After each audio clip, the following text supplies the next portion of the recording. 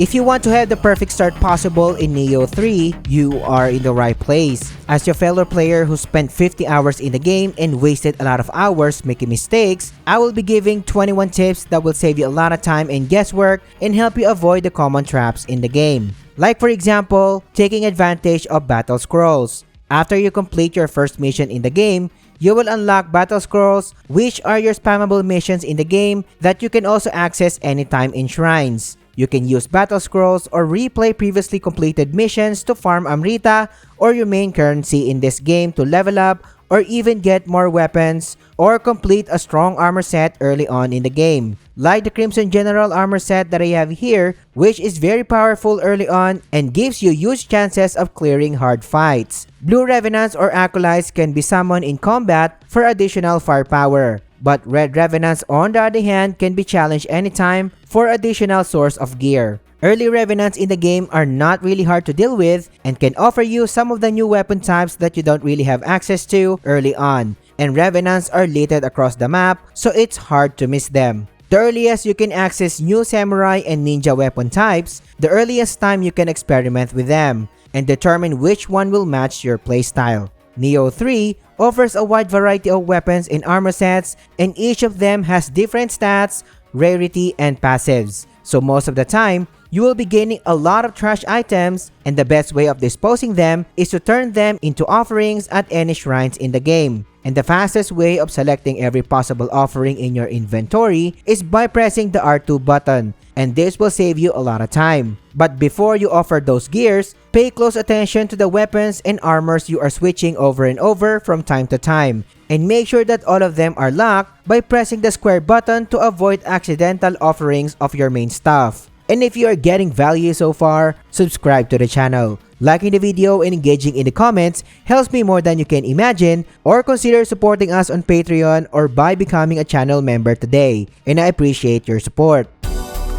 Exploration is the highlight of Nioh 3, and there is a lot to cover here, like for example, a handful of wells across the map hides gear and useful consumables, and sometimes kodamas. Make sure to hit every functional well you come across with a normal attack to access what it offers. While exploration plays a vital role in your character progression, so it is advisable to clear points of interest around the map. Points of interest such as raiding enemy camps, chasing scampuses, finding kodamas, or purifying crucibles, or even completing NPC quests will increase your exploration level. Increasing your exploration levels will give you permanent additional stats, offer you better item drops, and vital rewards such as samurai locks. The higher the exploration level, the more benefits this feature gives you, like revealing the whole region's map or revealing all of the collectibles and points of interest in the area. Chiji cost is one of the key things you should be paying attention to when exploring the world. Whenever you see a flying ball or a bell with a distinctive bell shaking sound, look around you and shoot the floating ball with an arrow. The Chijiko will respawn in front of you so you can pet it and give you awesome rewards such as samurai and ninja locks, or even unlock specific special skills in your skill tree, so keep on the lookout. And yet another mythical creature that you should be hunting is kodamas, which is scattered across the map just like Chijikos. Unlocking them gives you kodama merits that you can use to upgrade your elixir or your main healing item in this game, to improve its healing potency or have access to even more additional effects. I highly suggest focusing on upgrading elixir drop rate first so you can stock elixir fast for later use, which can potentially save you from hard fights. Then focus on increasing the elixir's potency. And another point of interest that you can unlock in the map is the 6 Jizo statues by praying to these mythical statues. Just like Kodama, you will be gaining special points in every Jizo statue you pray at. But your Jizo points on the other hand should be spent on life corrosion recover elixir for you to offset life corrosions when fighting in crucible spots around the map. The life corrosion status ailment lessens your max health every time you are hit by an enemy in a crucible area, so you will be getting a lot of value from life corrosion recovery upgrade. When hunting for other points of interest in the world, keep your eyes peeled for a turtle shell back creatures. These special creatures are usually located in hard to find or hidden areas, and killing them most of the time gives you high level items with good rarity, so be on the lookout.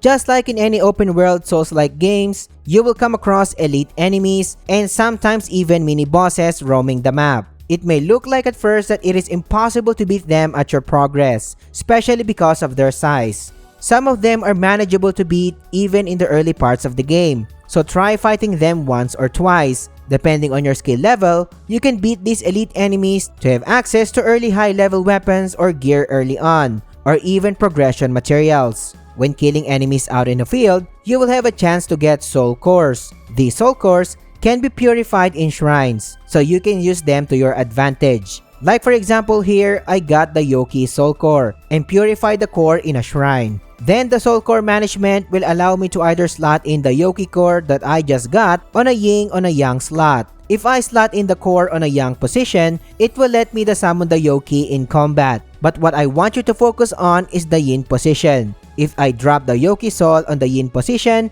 it will be converted into a power talisman that I can use in combat to have an attack buff. Another example that I have here for you is slotting the Mezuki Soul Core in the Yin position, which will add a bonus shockwave on your strong attacks, and it looks cool as hell.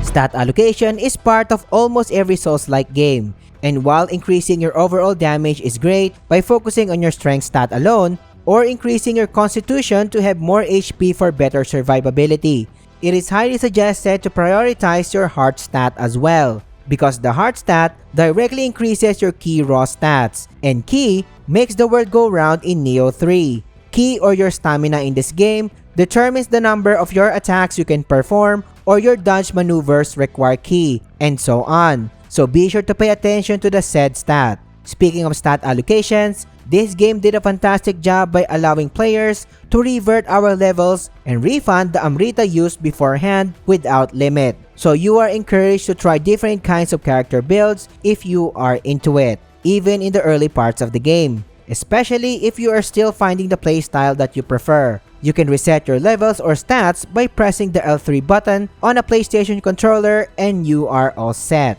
The tooltip in Nioh 3 can do wonders by giving you a clear explanation of what the side stats do. Especially we are dealing with bajillions of stats to begin with. Access your main stats menu and press the face button of the PlayStation controller to reveal the tooltip and start learning fast.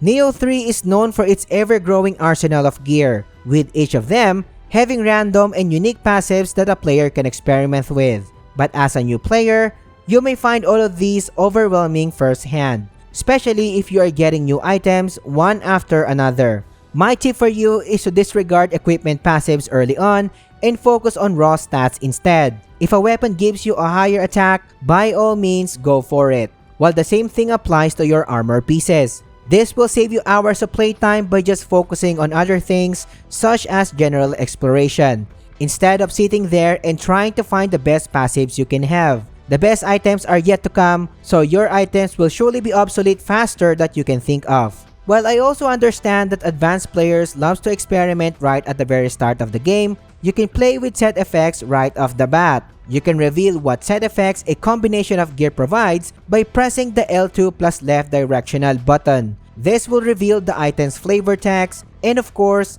what set effects it gives to your current build. And believe me, I already spent 50 hours in this game and yet, I always scratch my head about how to know the effect of a set. And now I am saving you from the headache, my dear viewer. The samurai in the ninja skill tree can be overwhelming at first. But since you do have limited samurai and ninja locks in the early parts of the game, you can get the wrong upgrades. Learning new techniques is fun and all, but your samurai lock should be used first in unlocking stances. So make sure to unlock the high stance, which will allow your samurai to access a form that deals low but stronger precise strikes. Getting the low stance upgrade on the other hand will give you a form that can perform faster but low damage dealing attacks. And mastering each stance can give you huge advantages in combat. While ninja locks should be used in unlocking shadow arts or tools. The more arts or tools you have in combat, the more sources of damage you have access to.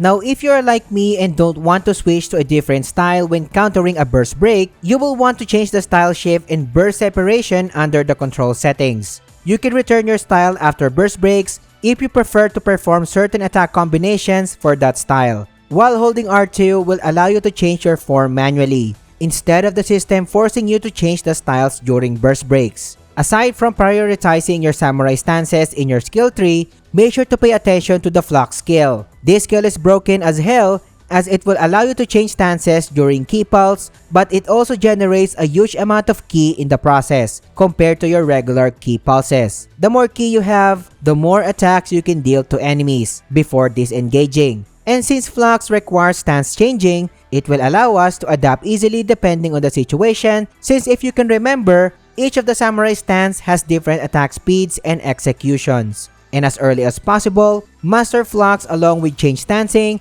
and you will be shredding your enemies like a pro. Did you know that you can do a fast and convenient sliding motion in this game? And yes, you can do this by pressing the circle button or the dash button and immediately pressing the L3 button afterwards. This will allow your character to gracefully slide across the surrounding obstacles and can even allow you to slide against downward slopes. And not only that, you can also use the slide technique as an opener in fights, so you can easily transition to your attack combinations. Now this tip is a game changer. When you progress enough in the game, you will unlock spirit attacks, a special attack that has its own unique system and progression. But what I need you to focus on is how it can effectively cancel attack windup time or recovery time, or even save you from stun locks. Like for example here, I mained the Odachi, and this weapon has a slow windup or recovery time in every attack. But if I use the spirit attack after the Odachi's attack lands, I can cancel its slow recovery time.